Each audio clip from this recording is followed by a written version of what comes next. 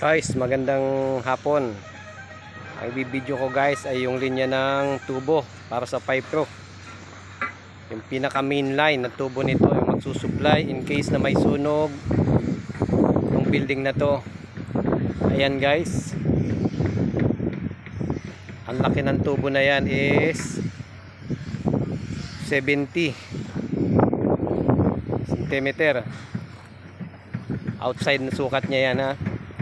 Ayan guys,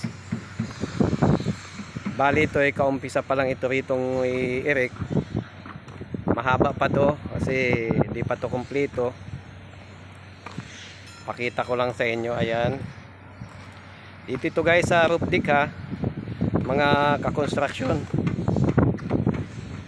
Dito ito sa roof deck. Ayan,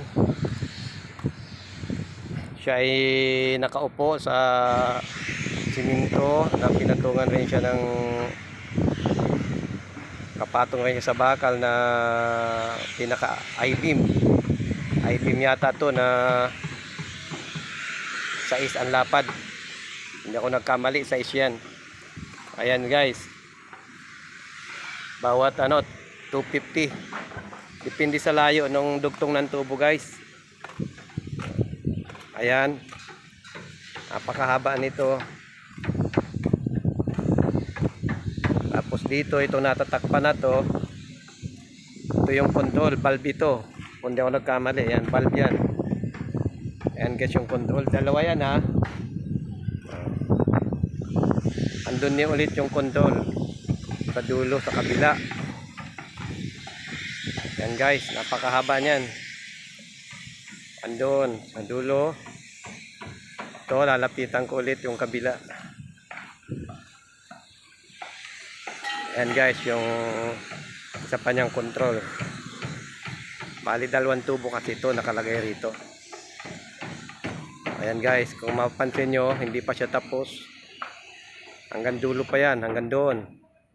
Kung napapansin yung tower na yon doon sa dulo, yun ang ano niyan, ang layout ng tubo na yan. Malaking project ito guys. Balik tayo dito sa kabilang ito. Ayan,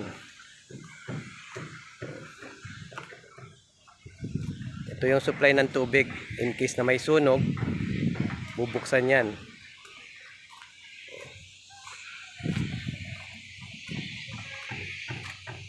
Lakad ako guys papunta doon sa dulo.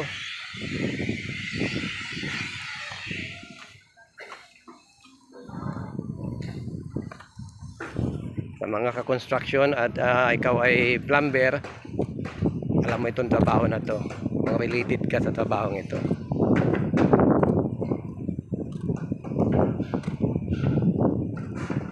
Napakahabang project at malaki.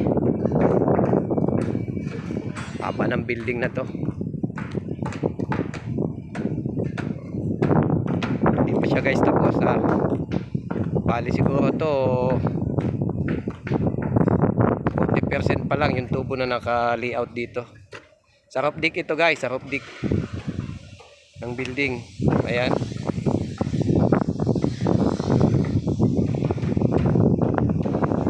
Ayan guys. Doon, halos magkatapat lang sila. Sinakaikot sila. Doon, ewan ko kung saan yung umpisa nito, yung pinaka-control talaga niya na umpisa. Kung saan siya nakatap talaga. Bali ito ay partial pa lang ng installation nila, ng erection. Punta natin yung mga idudugpong pa niya.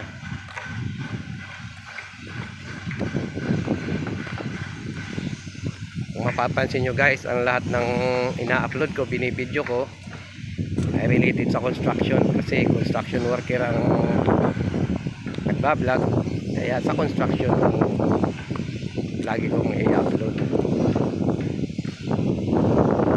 Ito guys yung kadugtong nga, mga nasa taas na rin ang mga tubo. Ito yun.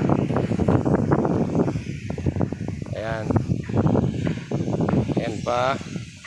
Ayan yung guys, yung mga idudugtong doon. Ayan. Malaking trabaho pa ito guys.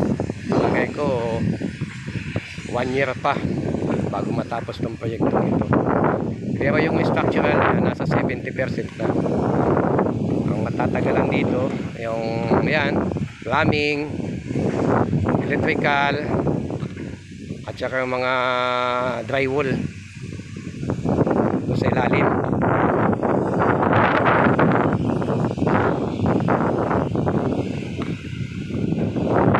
Guys, hanggang dito na lamang itong video ko. Sana ay magustuhan nyo. Please support my YouTube channel, Evelyn Javier Garcia. Like and subscribe and share mga construction. Bye bye.